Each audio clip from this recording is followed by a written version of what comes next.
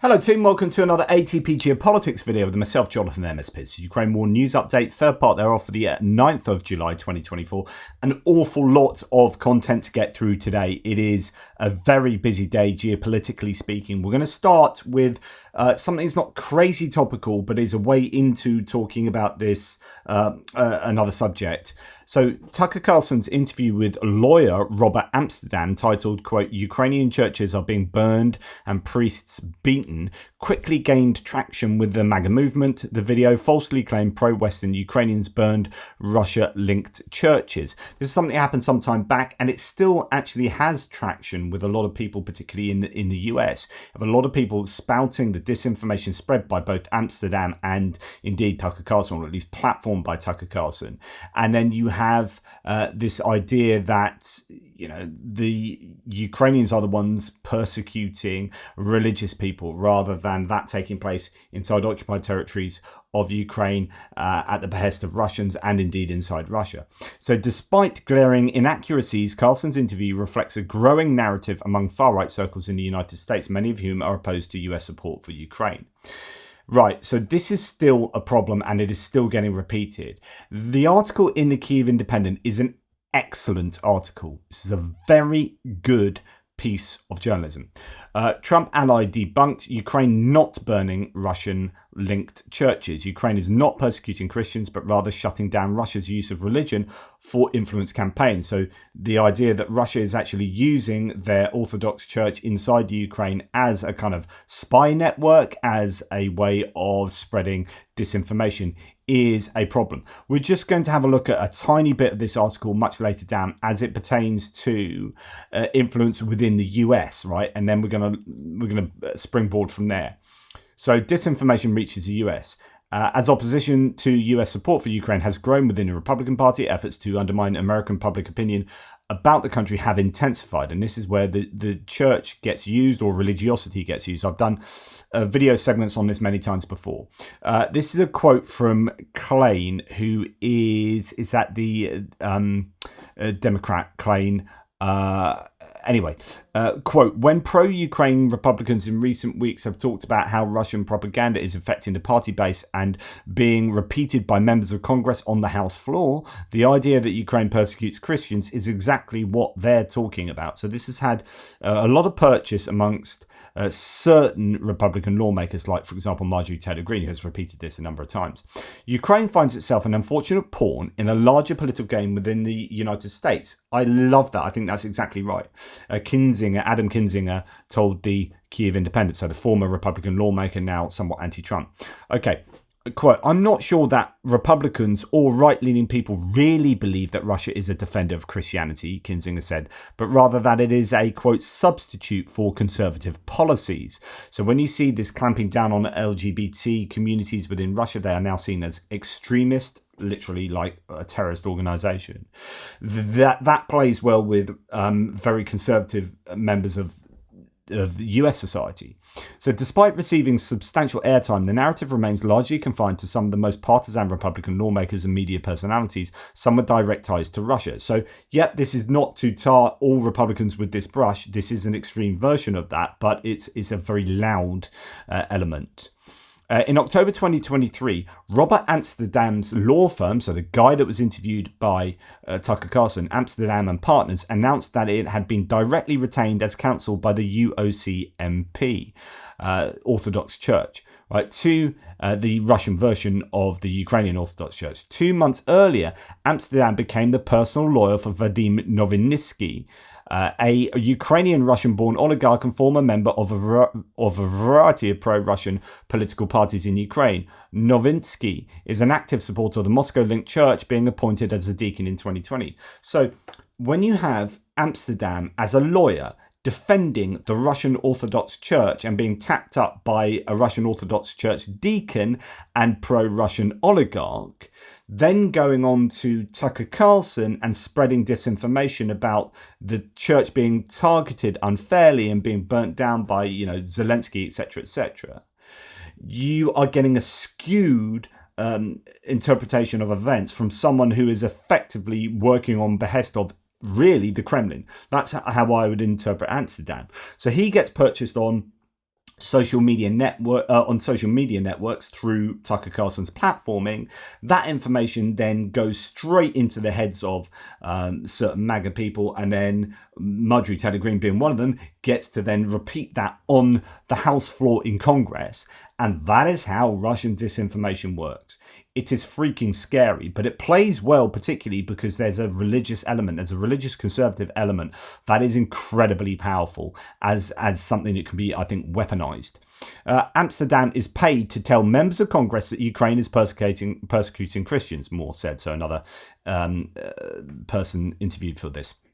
While Kinzinger acknowledged a larger culture war is a tough battle, he believes religion might still persuade hesitant Republicans, many of whom are Christians, to support Ukraine. Now, what's interesting, we're going to circle back to this later, because actually I think that's what got Mike Johnson, the Speaker of the House of Representatives, to eventually change his mind, partly. So there was talk about him being shown intelligence from the war in Ukraine, but also he had his ear bent by fundamentalist Christians from Ukraine coming to the US and meeting with him and approaching his decision from a Christian point of view, from a religious point of view. And that played well with Johnson, but from the other side. So, you know, where the Russians have weaponized a mythological persecution of Christians, of the Ukrainian Russian Orthodox Church, if you like. You can play on Christian sentiments from the other side. So anyway, Kinzinger acknowledged that this is a useful, I guess, pathway into changing minds. He cited comments by several leading Republicans who said that House of Representatives Speaker Mike Johnson's Christian faith had influenced his decision to finally hold a vote on Ukraine aid after a delay of 6 months. That is what I said at the time, and that is now apparently what is coming out. But Kinzinger pointed out another significant problem. The Republican base is often stuck in a media echo chamber that repeats the narrative of Ukraine persecuting Christians. Think Tucker Carlson, think Twitter, think Elon Musk, while ignoring Russia's well-documented persecution of Christians in both Russia and Ukraine. That theory is backed by polling data, Klein said, and this is super important. Quote, when you talk to self-identified MAGA voters, you share the reality of Russia's persecution of Ukrainian Christians in the occupied territories, their support for US aid to Ukraine goes up by 7 points above the average US voter. Up to 7 points, I think that really should be, not by, to 7 points above the average US voter. So there's a big jump in MAGA Republican support for Ukraine if they are properly informed about the persecution of Ukrainian Christians in occupied territories by Russia. That plays very well. So there's this information game that's going on, and people use identities. This is why I talk to you often about how trolls, when they come onto the threads, come out with an identifier to play on your or any given person operating on a thread in good faith, to play on their sensibilities. So they might say, oh, I'm a single white mum from Tennessee. So that's someone from Tennessee, someone who's white, someone who's a single mum. Straight away goes, oh yeah, right, that's me. And then they say, I'm a single white mum from Tennessee, and although I liked Biden at the beginning, I now think Trump's the way forward and is going to be much better for Ukraine. And then that attempts to lure someone who is associated with those identifiers. So trolls very often start their conversation with, oh, I'm a black, I'm a black steel worker from wherever, and you're like, okay, working class black guy, okay, that's I'm associated with that. I'm a black guy from here and work in this domain, and oh my goodness, right, he has this opinion, that's good. And it's the often called the rotting herring approach, or the 60-40 approach, where you give 60% of stuff that's factual or stuff that you might agree with, and then slip in the 40%. So you go, here are my identifiers, here's what I'm saying that you would agree with. Oh, brilliant, I'm well on board with you. And here's a 40% of disinformation that then makes you go, oh, okay, so I was wrong about that. And you are hoodwinked by that approach. Anyway, identifying as Christian is very strong, but you can use that to set some people who might have been set on a wrong course onto a more accurate, correct course if you can inform them correctly about persecution that takes place in Ukraine. Now, talking about how you sell narratives, I love. This is the Daily Mirror, which is a tabloid in the UK. It's a left-wing tabloid. You've got the Sun on the right, owned by Rupert Murdoch, has a much bigger readership than the Mirror. But the Mirror is your left-wing one. But my goodness, this is how yesterday should have been communicated, which is we're under no illusions as to who the bad guy is. Putin bombs cancer kids. Now, that's tabloid sensationalism, yes, but done properly for the right reason, which is A, that's pretty accurate, and B, that is going to tell your reader in no uncertain terms what has gone on here. And then should then lead you to become enraged with what Putin has done. So you walk away from seeing that on a newspaper stand, or you walk away from reading that newspaper knowing exactly who the bad guy is here. I like that. That is really good. And there should have been more of that. Now, going across to Russia, on the other hand, Steve Rosenberg, the BBC correspondent in Moscow still, says today's Russian newspapers write almost nothing about Monday's devastating missile attack on Ukraine. But one paper has an interesting take on Viktor Orban's peace mission.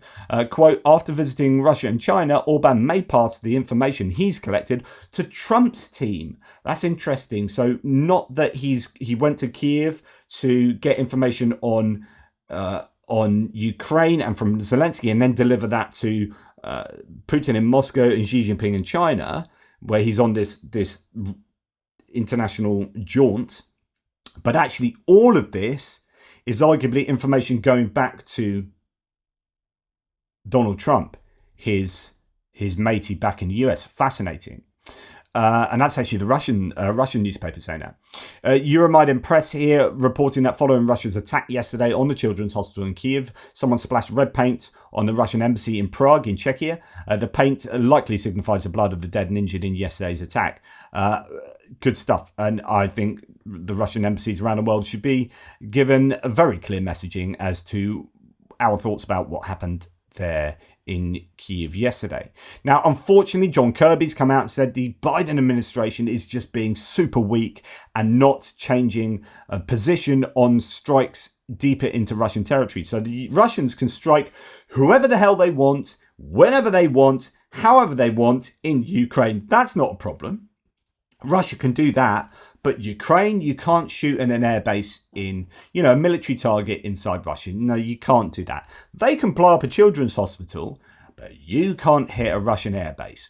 I don't get this, and it infuriates me. And I'm a supporter of Biden in general. I think the Democrats are better for Ukraine. However, this is insane and makes no sense and is weak. It is weak source stuff going on there.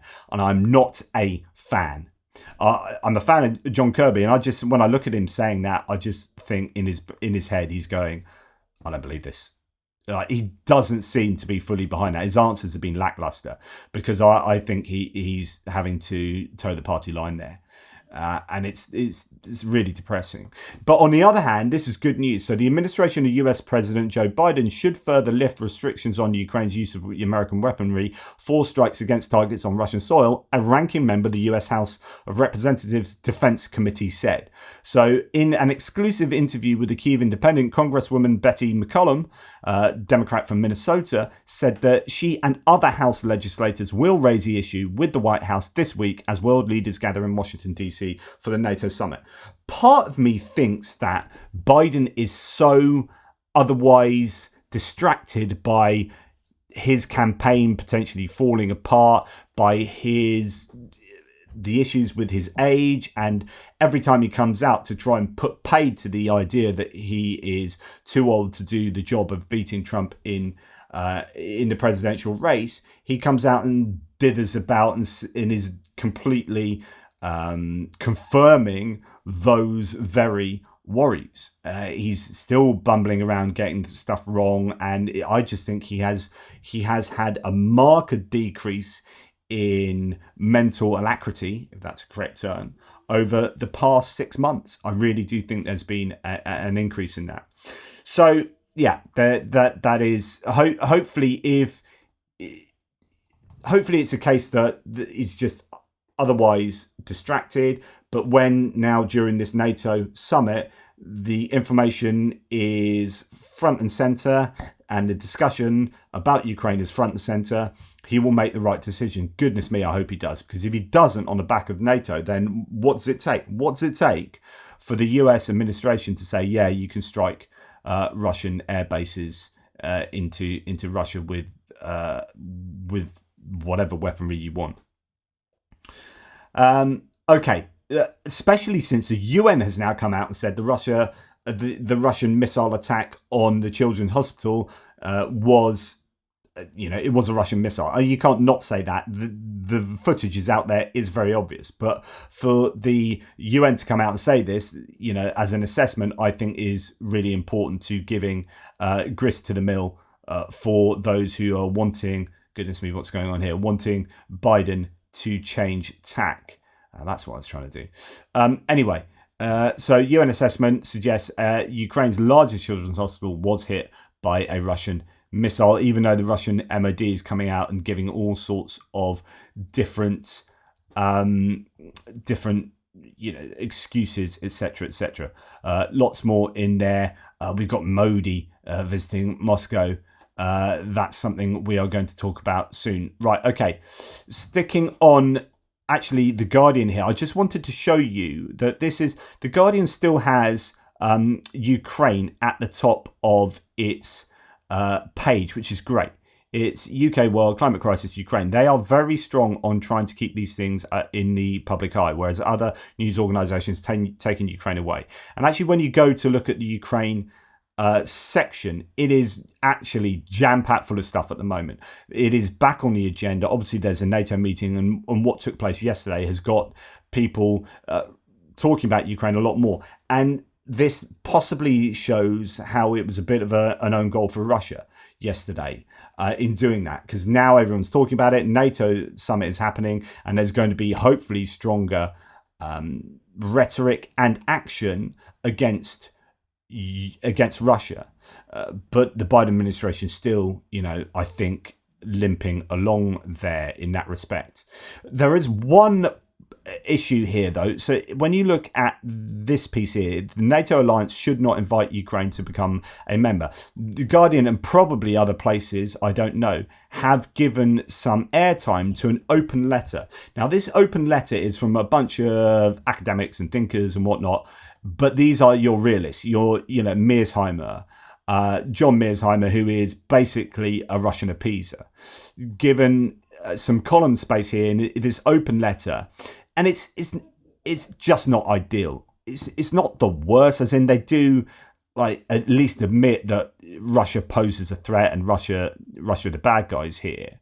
But it's that appeasement, we don't want Ukraine to be in NATO. That's not the way forward, which is kind of against the grain at the moment, because it's looking like NATO are going to give an irreversible pathway, for that's the term irreversible has just been used, for Ukraine to join NATO. But this is kind of scaring people with Article 5 and Ukraine being part of NATO. Not a fan of that at all. And there's another article in Foreign Affairs that a couple of people like Shashank Joshi from The Economist and Alessio Patalano here, who is a professor of war and strategy in East Asia at I don't know what university, but he's responding to an article called "Why NATO Should Stay Out of Asia," and so there are these escalation thinkers, these appeasers like your Mearsheimers, saying, okay, Ukraine shouldn't join NATO. NATO should just stay over there, be quiet, be defensive, sure, but, let's stop being escalatory. And we're going to come on for the rest of this section here onto why that is just just asymmetrical at the moment, given what China are doing, given what India are doing, given what Russia are doing. It's like they can set these red lines, but we can't. We just must sit back, be quiet, and not do anything about it. So this type of article, says Patalano, really leaves me puzzled. It both conflates engagement and misrepresents ambitions. A couple of points from the framing in the introduction. He goes on to say, and basically picks apart the foreign affairs piece, right? I won't go into too much detail. You can go and find that. And Shashank Joshi says, I violently agree. I'm now losing patience with the genre of article that grossly misrepresents what NATO is doing with, hardly in, Asia. Look at phrases like pulling the alliance into Asia, insert itself into the Indo-Pacific, intervene in Asia, etc., etc. Look at the specific NATO activity cited here, strengthening political dialogue and cooperation with its Indo-Pacific partners, including cyber defense. And in 2022, observers attended regional military exercises, invited IP4 to summit, aim of liaison office in Tokyo. Now asked, does any of this list look like it's going to alienate Southeast Asia, fuel insecurity and instability, cause a security dilemma, or suggest NATO wants to, quote, deal with Asian contingencies? The answer is obviously not even remotely. Quote from the article, if NATO continues to insert itself in the Indo-Pacific, it's possible that some will see the alliance rather than China as a risk to regional security dynamics. Now, here's the point, and this is super important. So what he's saying is, like, what NATO has done with regard to Asia is really minimal, like a liaison office in Tokyo. Apparently this was really like escalatory. While China, well, anyway, we'll come on to this, strengthening political dialogue with cooperation with its Indo-Pacific partners, including in cyber defense. What's so escalatory about that? So on and so forth. And he goes on to finish. Who are these people? Who exactly is going to see a liaison office in Tokyo, observers at some Asian drills, and some cyber defense cooperation as more threatening than water cannoning sailors? So China have been off the Philippines, in Philippines water cannoning Filipino sailors from their massive pseudo-militaristic coastal defense or coast guard vessels that the Chinese have, and they're injuring Filipino sailors and damaging their equipment on board their boats and ships, bludgeoning Indian troops. So the Chinese on the border of India have been bludgeoning Indian troops in a fracas that took place recently, and sonar pinging Australian divers. So these are the things the Chinese are doing. And to say, oh, NATO shouldn't set up a liaison office in Japan. What the frick are China doing? It just blows my mind, these idiots that are writing these like appeasement pieces. I totally agree with Shashank Joshi here that like, who are these people? What are they doing? And I go back to that open letter in The Guardian. Like, who are you guys? Do you not understand that you are just allowing these state actors like China and Russia and North Korea and Iran to do what the frick they like, while you sit back and go, oh, we shouldn't do this because that might be they are doing that already. Just so frustrating. So CNN has reported that Ukraine's membership, as seen in a draft NATO communique, will be called, quote, irreversible. In a draft communique of the North Atlantic Alliance Treaty Organization, following the summit, which will be held now until the 11th in Washington, Ukraine's path to NATO will be described as irreversible. However, this is not the final text of the document. So, okay. So Ukraine might get irreversible membership or be on an irreversible path to membership in NATO. And people might go, oh, that's the end of the world if Ukraine are part of NATO. And oh my goodness, look what NATO are doing in Asia. Meanwhile, what's going on? China has moved significant firepower and naval assets into the South and East China Seas. For the first time, Beijing conducted drills within the Philippine economic zone and deployed the Shandong carrier group to nearby waters. Premier surface combatants and amphibious warships are also underway. Look at the ships that are moving around and going into Filipino waters. Look at the size of the military activity there and the number of ships.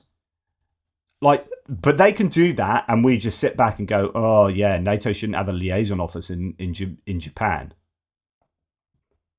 Meanwhile, what else is happening? China and Belarus are conducting joint exercises 4 kilometers from the Polish border and 40 kilometers from the Ukrainian border. Okay, right. Okay. That's not enough though. Okay, well, while Russia has violated all of the UN statutes and continues to deliberately kill Ukrainian citizens, India is tightening relationships with Russia.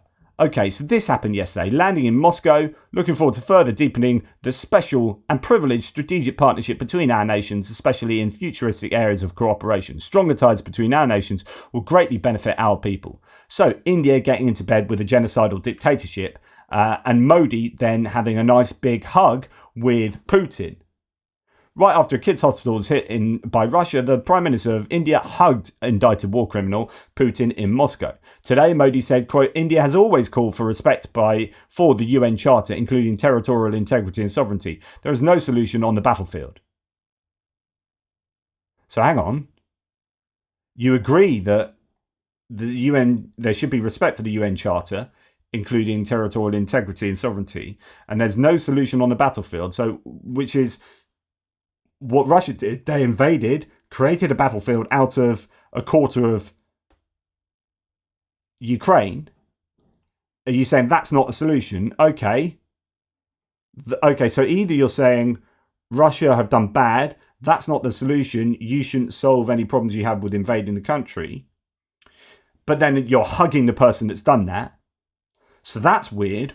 Or you're saying the solution to solving this issue isn't for Ukraine to defend itself on the battlefield, and it should be with diplomacy, which is to justify an invasion, allow them to take the land they can, and then say, and we can't solve that on a battlefield, so we need to go and do some appeasement diplomacy. Either way, Modi's words don't make any sense, especially when he's hugging the guy that's doing all of the invasion, essentially, all of the territorial integrity and sovereignty bashing. What else is happening? Well, actually, as a result of this, so one of the things that Modi has gone to sort out is the idea that there are a number of Indian soldiers operating, or Indian citizens operating as soldiers in Russia. And breaking news now that Russia will break contracts with Indian citizens who are fighting in Ukraine. NDTV, that's an Indian TV station, citing sources, reports that Russia has decided to fire all Indian citizens who signed a contract with the Russian army after Prime Minister Narendra Modi raised the issue with Putin during his visit to Moscow. After this, Modi called Russia India's all-weather friend. But NATO can't have an office in Tokyo. At least 2 Indians have died fighting in Russia's war against Ukraine, while dozens are stranded in the war zone and say they were tricked into fighting. So it's unknown how many are actually involved there. In addition, a number of recruiters operating in India and Sri Lanka will cease their activities in recruiting personnel and fighters for the Russian army. Now, you can rest assured, I would surmise, that whatever Russia are doing here to stop Indian fighters being recruited and coming to fight for Russia, there will be something going the other way, I'm sure. Like there will be something, or India will be giving a sweetener, like, okay, we want those fighters back, but instead you can have some, I don't know, some tank spare parts or something. I don't know. Just, I guess, well, the relationship, if it's an all-weather relationship, then they're happy enough to support each other there. Okay. Well, what else is going on? North Korean military trainers travel to Russia weeks after signing of a partnership agreement. UN Security Council, UN resolutions. What's going on here? Oh, Russia sit on the top of the UN Security Council as presidents of somewhere they shouldn't even be. Meanwhile, North Korea get to send their elite military personnel to Russia.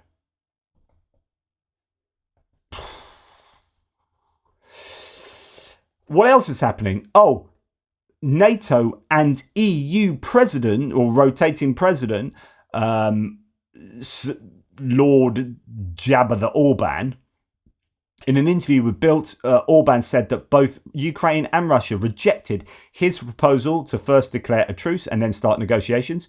Just goes to show Russia are not interested in a truce or negotiations. He emphasised that Putin cannot afford to lose, given Russia's substantial military resources, making a Russian defeat is hard to imagine. We'll come to this in a second. He added that Ukrainian officials are more optimistic about their situation due to receiving high-quality weapons from the West. While acknowledging Russia's invasion of Ukraine, Orban stated his focus is on achieving peace rather than assigning blame. How convenient. And then Anton Gerashchenko reports Hungarian Prime Minister Orban on how it is impossible to imagine losing to Russia. Quote, for Putin, everything is simple. Look at the facts, energy sources, population. Putin can't lose. It's very logical. If you look at the soldiers, weapons and technology used in the war, defeating Russia is a thought that is hard to even imagine. The likelihood of whether Russia can be defeated at all is impossible to calculate. This is, in philosophical lexicon, the argument from incredulity. Argument from incredulity, known as the argument from personal incredulity, appeal to common sense, or the divine fallacy, is a fallacy of informal logic. It asserts that a proposition must be false because it contradicts one's personal expectations or beliefs. It is difficult to imagine. So it might normally go something like, I cannot imagine how F could be true, therefore F must be false. Or I cannot imagine how F could be false, therefore F must be true. You can't imagine Russia losing, therefore Russia can't lose, therefore it's all pointless, therefore we should stop supporting Ukraine. That's how that argument goes. And it all stems from this faulty premise of saying, I can't imagine it, and thinking because you can't imagine it, therefore that is reality. That it is impossible. Yeah, just Orban, you numpty. Well, we're told emotions won't help. Realism, common sense and calculations are what's required. Common sense tells us that Russia lost the day it attacked Ukraine. The question now is whether Ukraine can survive or will Russia drag us down with it, says Gerashchenko. I say, look at Ukraine, look at Ukrainians. I have faith in Ukraine and our future. So that's his retaliation to what Orban says there. And Jay in Kiev says, Putin tries again. Putin wants Ukraine to disarm, so it's cheaper for Russia to quickly massacre everyone. Sadly, the West will probably fall for it. So next, the reports that Viktor Orban sent a secret letter to the EU leadership after his meeting with Putin. In it, he spoke about the Russian dictator's confidence in Ukraine's defeat. Putin, Orban says, is willing to consider a ceasefire on the condition that it does not serve as a cover for the redeployment and reorganization of Ukrainian forces. The letter also mentions the terms agreed to in Istanbul in April 2022 and Russia's willingness to discuss peace proposals by China and Brazil that do not raise Ukraine's territorial integrity in any way. Oh, we got BRICS all coming in here. It's just like, Orban, whose side are you on here, mate? Really? Michael Clark says, look, this is a good summary of Orban's thinking. When playground bullies like Putin flex their muscles, little bullies like Orban want to be in their gang. Very bad for Hungary, but it's never been his concern. And he hopes the gang will expand, which it will if we stay sleeping. And it's the idea that BRICS are coming along. You've got NATO can't do this and that, but all these other people can do this or that, and China can get on beautifully with India and with Russia and with North Korea and with Iran. Yeah, you do what you like, but NATO don't do that office in Tokyo. So anyway, Szabol Panyi, Central Europe investigative editor for the V-Square project, says, I'm a journalist, not a foreign policy analyst or political expert, but here's my quick take on Orban's visit to Moscow. From his perspective, it's a huge success. Orban garnered all the attention he wanted, scored points with Putin and Trump world alike, and reaffirmed his position as the EU's leading pro-Kremlin and anti-Ukrainian voice.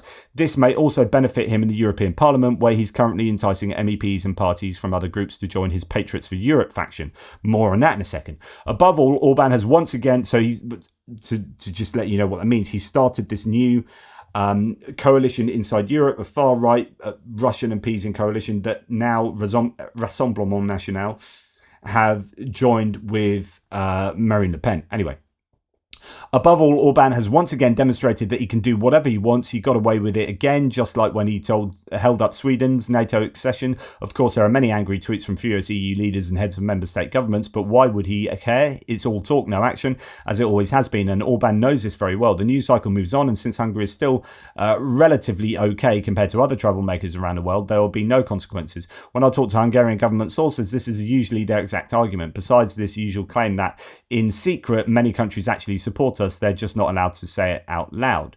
With all due respect to the decent EU leaders who publicly speak out against Orban's visit, they have actually enabled the Hungarian government's behaviour since 2010. As a journalist, one of my favourite topics is investigating how Orban successfully manoeuvres in international politics, making backroom deals, even with those who sometimes speak out against him. Whenever Orban's vote in the Council or NATO is needed, unimportant issues such as deteriorating rule of law and press freedom in Hungary are always swept aside. There's an EU infringement procedure here and there, with a final binding decision somewhere in the distant future. Does Orban care? Of course not.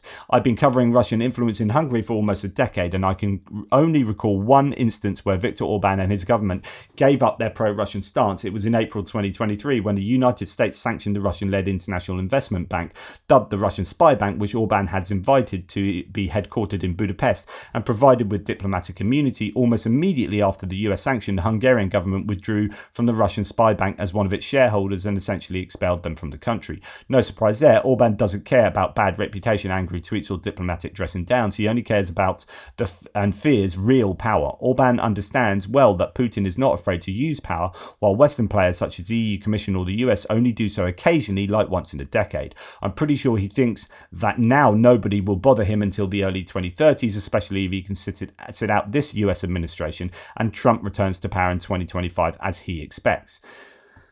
There you go. These things are all connected, and Trump coming to power is not good for Europe and for NATO and for global security and for European security and economic stability.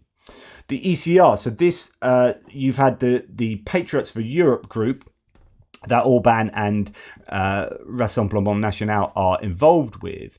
ECR, the centre-right group of Ursula von der Leyen, has come out swinging against a new far-right rival, Czech Prime Minister Petr Fiala.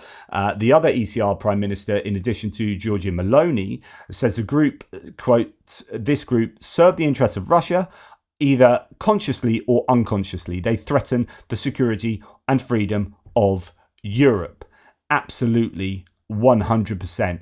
And Patriot for Europe's is worryingly large group now. The ECR, the ECR is not Ursula von der Leyen's one, sorry, it's the one to the right of us. EPP is the centre-right group. ECR is Giorgia Meloni's group, but Petr Fiala is also there from the Czech Republic. They are quite right-wing, but have been more pro-Ukrainian. As soon as you start moving down here, these are generally going to be pro-Russia, and they are growing. That is a growing section of this whole spectrum. And then, of course, you have some pro-Russian sentiment on the far left as well. Here's where we stand with the EU Parliament groups. With 84 seats, a new far-right Patriots for Europe group, effectively a rebranded and expanded ID. So that's the ID group. So that's where they've gone. It's basically taken over the old ID group, yeah. Becomes the third largest and main opposition with 84 seats, 30 of them French. Shoves Meloni's ECR into fourth and Macron's Renew into fifth, which is that one, that centrist group there. So there you go. Goodness me. Right, let's move on. Just a few more things to go through. The process of Georgia's integration into the European Union has been suspended.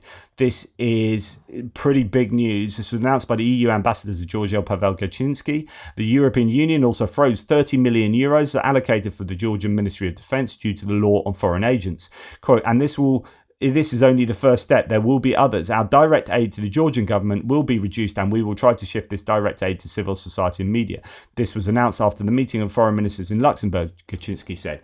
So you have a punishment for Georgian Dream moving away from the EU. There are two ways of doing this. The carrot or the stick. You can either entice them back, attract them back, but sometimes that there's just no enticing. You end up giving more than is again. So you cut your losses and say, well, screw you guys. The problem is Georgia will have one of two options here. Either they go further towards Russia, which is their present trajectory, and Georgian Dream will continue that route, along that route. and EU just say, well, sod you. But then, of course, they then become an area for Russian manipulation, or the Georgian population get up and the October elections, they mobilize. We've seen those huge protests against the foreign agents law, and you hope that this decision by the EU to not give them money and continue with further sanctions will annoy the Georgian population enough, because they side with the EU, and it like says, you see what you've done now, Georgian Dream. They get up in arms and they protest and they take Georgia back into the arms of the EU. So we'll have to see which way that goes, and it will remain to be seen how much appetite there is, continued appetite for protests. We saw some incredible protesting by the Georgians, and it was amazing to see. They'll need to replicate that and some. Going forward, Austria's government continues to pump money into Russia's war chest. 90% of imported gas in Austria came from the terrorist state. Hey Vienna, thanks for helping build the missiles which hit kids' hospitals, says Tim White. And yeah, that is not good news. Austria, again, another nation that seemed to have, as with many, seem to have these relationships, these connections to Russia that are so hard to break. Right, I'm going to... Thierry put me onto this chap, actually. It's a guy called Konstantin Malafiev, who AI tells me is a Russian oligarch with close ties to President Putin, has been in the spotlight due to the business interests and ideological intent. Let's delve into some key points about him and his media channel, Tsargrad TV, says Bing. Background on sanctions. Malafiev was sanctioned by the US Treasury Department in 2014 for financing Russians promoting separatism in Crimea. Despite these sanctions, he attempted to evade restrictions by hiring an American employee, Jack Hannick, to work for him in networks in Russia and Greece. Hannick also helped Malafiev try to acquire a TV station in Bulgaria. So Hannick is a former Fox News chap. The US Justice Department alleges that this effort was part of spreading pro-Russia propaganda throughout Europe. Tsargrad TV is an Orthodox religious TV channel, news channel. Channel has been accused of spreading Russian disinformation and anti-cult hate speech. In December 2023, the European Union imposed restrictive measures on Tsargrad TV as part of sanctions targeting individuals and entities undermining Ukraine's territorial integrity and sovereignty. In summary, his actions and media channel have drawn attention both domestically and internationally, especially in the context of ongoing Ukraine crisis. If you have any so he's also has some, I think, purchase inside France and connections to Marine Le Pen's Rassemblement National. Here, France 24 has a 2022 article that's very good. I'm just going to dip into a bit of it, but my goodness, if you want to learn about this guy, there's some good stuff in here from April 2022. God, Church, Tsar, the world of Russian oligarch Malafiev and his Western associates. This then goes, I said we'd come full circle, this then goes back to the Tucker Carlson interview of Amsterdam and Amsterdam's representation of the Russian Orthodox Church in Ukraine, or Ukrainian Orthodox Church, Russian variety, and the appeal to certain American sentiments here. So the article goes, nearly a year after the 2014 annexation of Crimea, an American TV news director and former Fox News employee updated Konstantin Malafiev, his Russian oligarch boss, about a board briefing for a new Russian TV station. The board news policy, wrote former Fox News editor Jack Hannick, was meant, quote, to implement your vision and to provide you with information for you to make decisions. You are the founder and chief architect of the project. We, as board members, have the responsibility to direct the staff to implement your instructions. The allegations made in a 21-page indictment in the New York court charges Moscow-based businessman Malafiev of violating US sanctions in the first criminal proceeding against the Russian oligarch since February the 24th, start of the Ukraine invasion. Malafiev, an investor and ardent supporter of Russian President Putin, is accused of attempting to tap $10 million of frozen US assets with the help of his American employee Hannick, an experienced TV news executive and supporter of Donald Trump. The indictment provides a detailed account of how Malafiev, a Russian nationalist and founder of Orthodox news channel Tsargrad TV attempted to evade US sanctions. He was sanctioned by US State Treasury Department in 2014 for financing Russians promoting separatism in Crimea.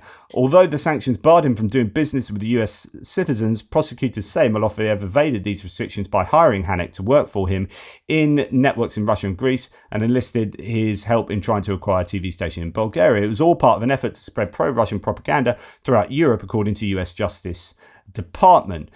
If Hanek, as the US indictment alleges, was willing to implement his Russian employer's vision at the TV station where he was hired, it was because the former Fox News director was ideologically in sync with Malofeyev's conservative philosophy. On the night of Trump's victory in 2016 election, Hanek was in Moscow attending a pro-Republican soiree where the organizers unveiled a massive portrait of the victorious US presidential candidate, according to US magazine Rolling Stone. This is what you've got to understand, that whether you like it or not, and a lot of you are Republicans out there, but you don't like it when I try and point out connections of the Republican Party to Russia, but they are there to Putin. In an interview at the event, which was posted on YouTube, Hanek explained that, quote, America has been founded on Christian principles and now America is moving away from Christianity.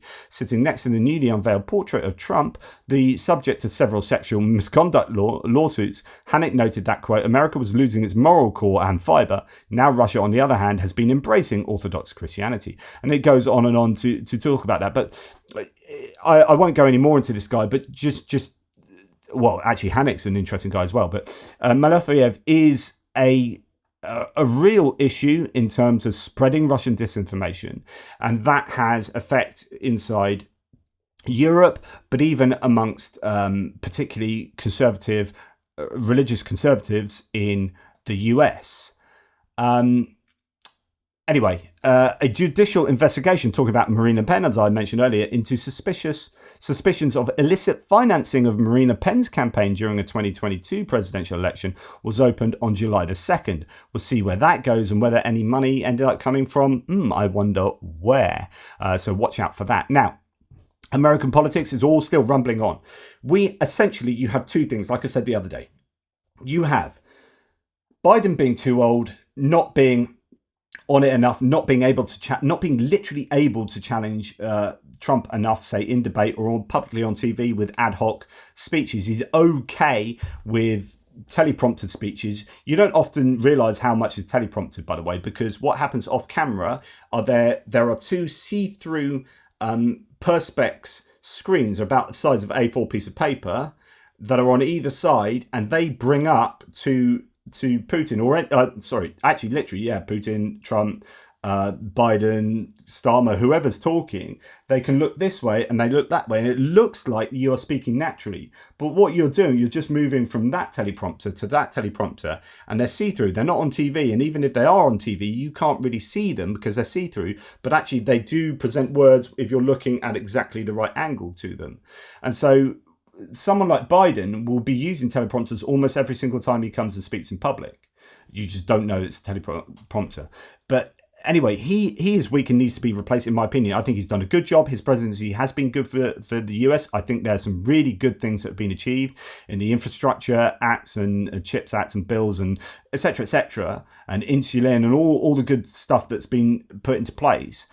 But he is weak, and I think he does need to be replaced. And even Kamala Harris the other day was absolutely amazingly on point as she lambasted Trump in a way that Biden seemed to be unable to do. And she did that ad hoc on stage with a microphone, just sitting on a seat on a sofa type thing on this event, and absolutely hammered Trump in a way that you would expect a Democrat leader to do. Biden seems to be unable to do that. But the problem is, it seems to be becoming more and more set in stone that he's going to run. So the vibe check for tomorrow, a House Democrat deeply skeptical of Biden tells me the dam is holding and predicts very few members will openly speak in favour of Biden stepping aside. As someone who wanted the reckoning and is disappointed that it's over, trust me, it's over. So it looks like you've got a weak Biden running against Project 2025 Trump. This is how the election will unfold from now on. Project 2025 will be the noose around Trump's neck, and Biden's weakness, physical, mental weakness, will be the noose around his neck. And indeed, when you're looking at Project 2025 and connections to Russia, here's a pretty good synopsis. I'm so glad Project 2025 is getting more popular attention because it needs to. It is essentially a plan against America and everything we know about the checks and balances in our government. You know, I think Trump's taken a page here with Project 2025 from Putin's playbook, which is, you know, Putin attacked and tried to interfere with our 2016 presidential election. And when the special counsel inquiry caught him red-handed, hey, these are your guys with this social media propaganda. We've caught them. We've indicted them. You know, the use of private citizens and oligarchs to do the propaganda within our social media allowed Putin that arm's length distance to say, I don't know, they're private citizens. So here we go again. We have the Heritage Foundation saying, you know, with Trump saying, I don't know anything about this, but, you know, just like I don't know who the Proud Boys are. Who are they? What do you want me to say about the Proud Boys? It's the same thing. So essentially, it's going to dismantle the checks and balances. What would that look like within, for example, my old agency, the FBI, DOJ? Now, instead of, yes, we know the president gets to appoint a new FBI director if he wants to. It's supposed to be a 10-year term, by the way, but guaranteed Trump will find a new one who's loyal to him. He'll find a new attorney general who's loyal to him. But Project 2025 goes a lot further than that. It says even down the ranks now, they're going to remove civil service protections, and you can now have presidential appointees right down the floors of headquarters, of FBI headquarters and CIA headquarters. That means that the people who would rise up, report to an IG, say something's wrong, I'm a whistleblower, they'll be gone. They're gone. And so if you have prosecutors throughout the country who are loyal to Trump and get to choose and pick cases to open and close, you have an FBI director and several floors at headquarters who are loyal to Trump. You now replace the general counsel at FBI, which I'm sure he'll do. The one person who can say we're not doing this now is owned by Trump, and you have carte blanche to spy on and arrest anybody that the president wants to.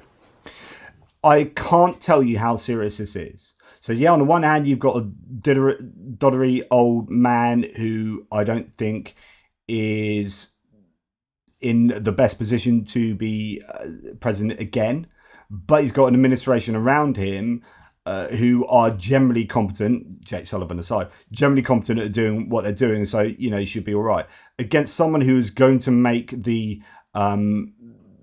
presidency into a dictatorship, who is basically forming, using, say, the Kremlin as a blueprint for doing governance.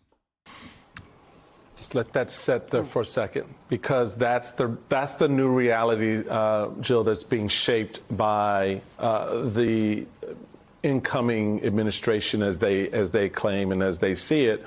You have Trump saying, I don't know anything about this. I have no idea. I've never heard of it. And yet we know that his own personnel from his prior administration are serving in leadership roles in this. Other members of his team are in leadership roles here. How should we, certainly in light of what Frank just said, how should the broader community really be looking at this? Because I think, you know, that clip we played coming in, what Frank is saying, this is really what this race is boiling down to. We can sit and fixate on how old Joe Biden is and worry about that, while at the same time you have Trump and Heritage laying the foundation for a dismantling of our rights and the protections under the Constitution, and fundamentally reshaping how our government. We were just talking about what happened with the CIA and the FBI in the 1970s and how offensive that was to America. What Project 2025 wants to do is to make that an everyday occurrence throughout government. That is true, and I think it's up to the media, to all of us, to start communicating everything that is in Project 2025, because Frank is right.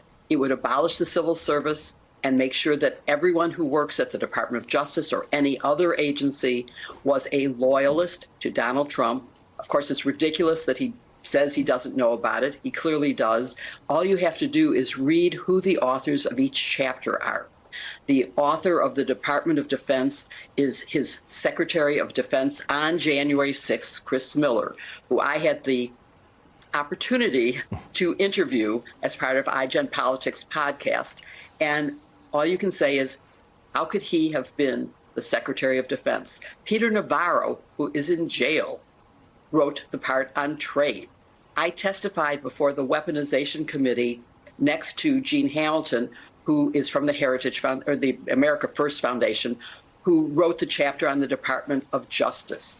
And his proposals are completely the destruction of democracy. It gives the president the total power to tell who can be prosecuted and who can't be prosecuted, something that has long been the norm you cannot do. So we would be in serious, serious trouble. There can be no weaponization committee anymore because it's completely legal to weaponize. So Joe Biden, how can you investigate him for weaponizing the Department of Justice? There's nothing illegal about it because of the Supreme Court. And then you wouldn't even need the Supreme Court because Project 2025 says all of these things are what should be the government. That is something that if people knew, it would definitely drive their vote. And I think it's up to us to start summarizing each of the many chapters to let people know how bad it is. Truly scary stuff. As I said, Mike Johnson, the former speaker, this is really interesting. At a speech at an interview at the Hudson Institute, says in events all over the country, US voters have come up and thanked him for passing the National Security Supplemental. Quote, people understand that Putin wouldn't stop if he took Kyiv. He's a ruthless dictator in my view. And there's a man that did understand. I think he always did understand what was going on in the war fairly accurately. It's just he also knew that if he made a particular decision, he would be incurring the wrath of Trump. And so he was caught between a rock and a hard place, and he unfortunately had greater self-preservation, really, greater loyalties to Trump and MAGA than he did to decent geopolitical decision-making. And then there's a really good piece in the Euromaidan Press talking about Trump's peace plan is a blueprint for Russian victory over Ukraine in the West. I'm not going to go into this now because it is a massive article that looks at this, but it is incredibly worrying. I will read you the beginning. While Trump has not yet presented a comprehensive plan to end the war in Ukraine, Politico has attempted to piece together the outline of a plan based on his many statements, interviews with former national security officials and defense experts who might serve in a second Trump term, and an article published by the Trump-affiliated Center for Renewing America. It paints an intriguing and disturbing picture. According to the article, Trump is considering a deal with Russia under which NATO would not expand eastward, particularly into Ukraine and Georgia. Asked if he was willing to take NATO expansion into Ukraine off the table, Trump in June replied that promising NATO membership to Ukraine had been a mistake and really why this war started. Additionally, Trump is apparently in talks with Putin about, quote, how much Ukrainian territory Moscow can keep. Trump's plans, and of course, you've got Orban going to Moscow and going to China and going to Zelensky as well. And then supposedly the claim is from Russians that that's being reported back to Trump. And here you go. So Trump is in discussion. How's Trump in discussion with Putin? Bloody hell, through Orban. That's how it works. Trump's plans might involve pressing Ukraine to cede Crimea and Donbass to Russia. He has vowed to negotiate a peace deal between Russia and Ukraine within 24 hours if elected, even before taking office. Asked in the debate with Biden on the 27th of June if Putin's terms of negotiations from the 14th of June were acceptable, Trump said no. His answer, however, does not stand up to closer scrutiny. So on and so forth. So much more in there. Just is super, super worrying. Now, if you are under any illusions still as to where Trump sits with regard to Ukraine and Russia, Ivanka Trump, his daughter, and Jared Kushner are building a luxury resort in Albania that will be managed by Amen Resorts, owned by Russian businessman Vladislav Doronin. A reminder that Doronin, among other things, is also Blavatnik's partner, frontman for the Kremlin. Of course, Ivanka and Jared Kushner continue to take Russian money. And so there we have it. Making money by doing work with front people for the Kremlin. Just